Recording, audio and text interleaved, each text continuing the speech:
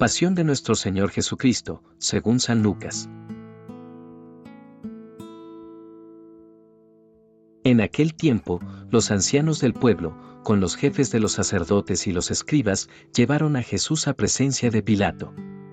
Y se pusieron a acusarlo diciendo: Hemos encontrado que éste anda amotinando a nuestra nación y oponiéndose a que se paguen tributos al César y diciendo que él es el Mesías Rey.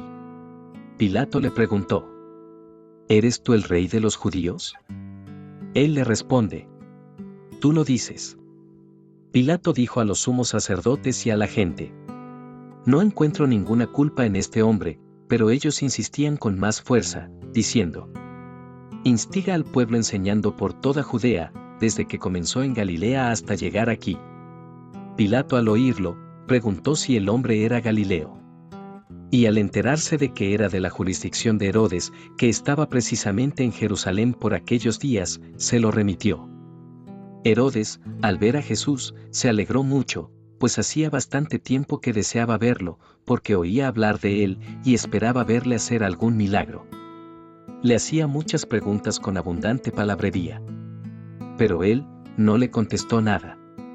Estaban allí los sumos sacerdotes y los escribas, acusándolo con insistencia. Herodes, con sus soldados, lo trató con desprecio, y después de burlarse de él, poniéndole una vestidura blanca, se lo remitió a Pilato. Aquel mismo día se hicieron amigos entre sí, Herodes y Pilato, porque antes estaban enemistados entre sí. Pilato, después de convocar a los sumos sacerdotes, a los magistrados y al pueblo, les dijo: Me han traído a este hombre como agitador del pueblo. Y resulta que yo lo he interrogado delante de ustedes, y no he encontrado en este hombre ninguna de las culpas de que lo acusan. Pero tampoco Herodes, porque nos lo ha devuelto. Ya ven que no ha hecho nada digno de muerte. Así que le daré un escarmiento y lo soltaré. Ellos vociferaron en masa: Quita de en medio a ese, suéltanos a Barrabás. Este había sido metido en la cárcel por una revuelta acaecida en la ciudad y un homicidio. Pilato volvió a dirigirles la palabra queriendo soltar a Jesús, pero ellos seguían gritando: Crucifícalo, crucifícalo. Por tercera vez les dijo: Pues qué mal ha hecho este.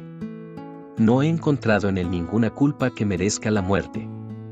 Así que le daré un escarmiento y lo soltaré. Pero ellos se le echaban encima, pidiendo a gritos que le crucificara, e iba creciendo su griterío. Pilato entonces sentenció que se realizara lo que pedían. Soltó al que le reclamaban, al que había metido en la cárcel por revuelta y homicidio, y a Jesús se lo entregó a su voluntad.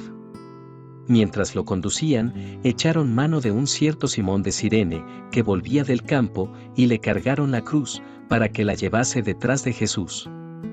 Lo seguía un gran gentío del pueblo, y de mujeres que se golpeaban el pecho y lanzaban lamentos por él. Jesús se volvió hacia ellas y les dijo: Hijas de Jerusalén, no lloren por mí, lloren por ustedes y por sus hijos, porque miren que vienen días en los que dirán: Bienaventuradas las estériles y los vientres que no han dado a luz y los pechos que no han criado. Entonces empezarán a decirles a los montes: Caigan sobre nosotros, y a las colinas: Cúbrannos, porque, si esto hacen con el leño verde, ¿qué harán con el seco? Conducían también a otros 2 malhechores para ajusticiarlos con él. Y cuando llegaron al lugar llamado la Calavera, lo crucificaron allí, a él y a los malhechores, uno a la derecha y otro a la izquierda.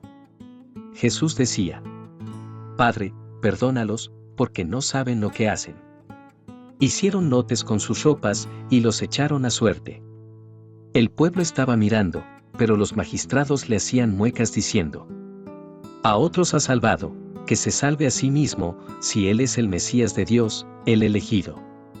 Se burlaban de él también los soldados, que se acercaban y le ofrecían vinagre, diciendo: Si eres tú el rey de los judíos, sálvate a ti mismo. Había también por encima de él un letrero: Este es el rey de los judíos. Uno de los malhechores crucificados lo insultaba diciendo: ¿No eres tú el Mesías? Sálvate a ti mismo y a nosotros. Pero el otro, respondiéndole e increpándolo, le decía: ¿Ni siquiera temes tú a Dios, estando en la misma condena?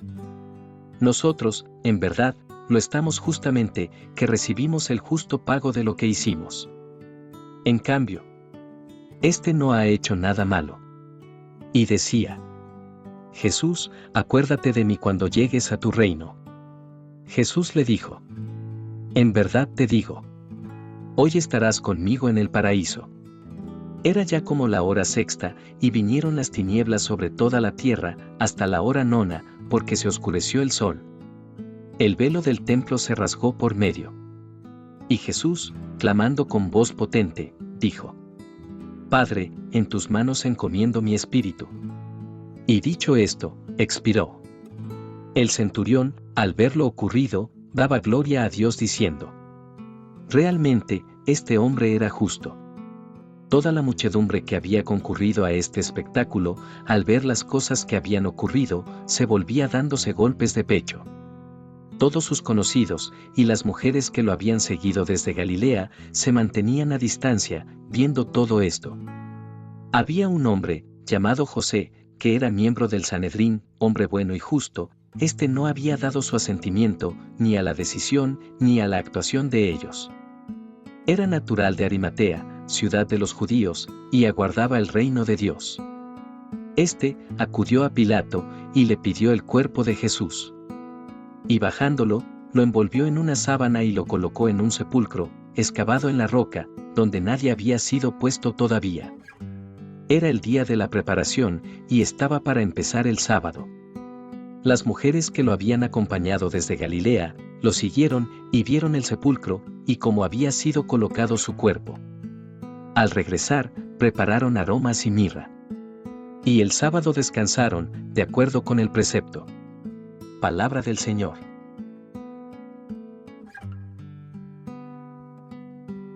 Este evangelio nos introduce en uno de los momentos más intensos y profundos de toda la historia humana: la pasión y muerte de Jesús.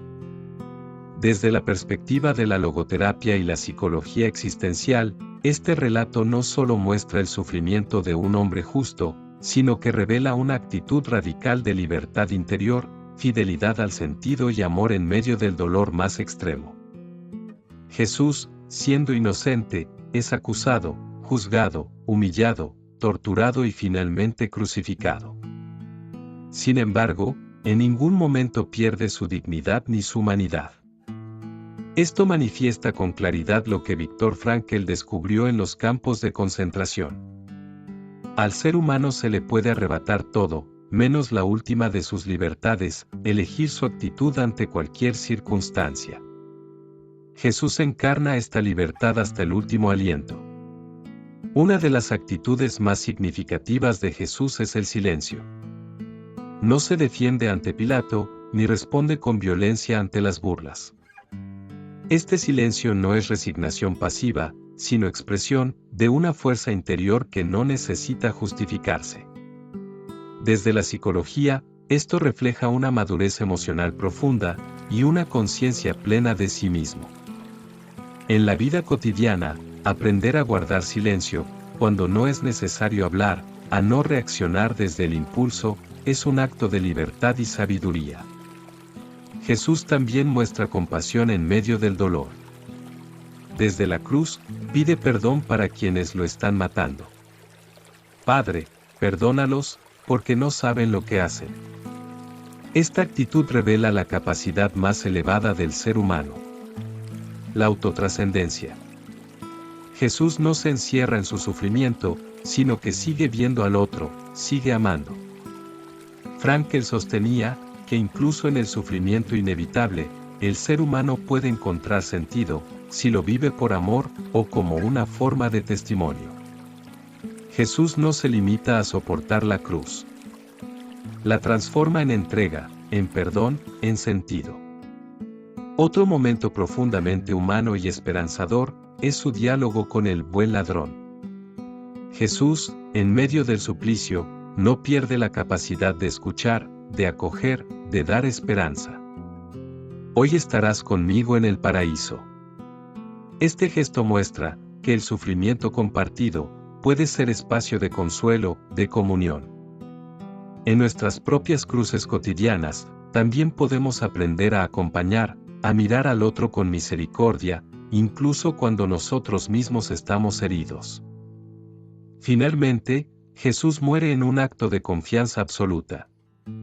Padre, en tus manos encomiendo mi espíritu. Esta entrega confiada es la expresión suprema de sentido. No es un final trágico, sino una culminación de amor y fidelidad.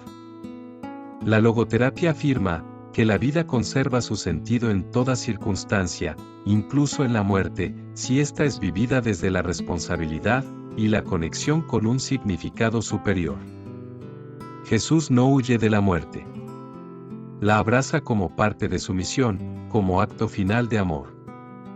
Desde la vida cotidiana, imitar estas actitudes de Jesús implica elegir nuestra actitud ante el dolor, sin dejarnos definir por él. Responder con amor incluso cuando seamos heridos. Conservar nuestra dignidad y verdad aunque seamos incomprendidos. Encontrar sentido en medio del sufrimiento, trascendiéndolo en el amor. Vivir con fidelidad a nuestros valores más profundos, incluso cuando cueste. Jesús en la cruz no es solo un símbolo de dolor, sino un testimonio viviente de que el sentido puede sostenernos hasta el final. En él, descubrimos el máximo sentido. Un ser humano que, en medio del sufrimiento máximo, eligió seguir amando, seguir creyendo y seguir confiando.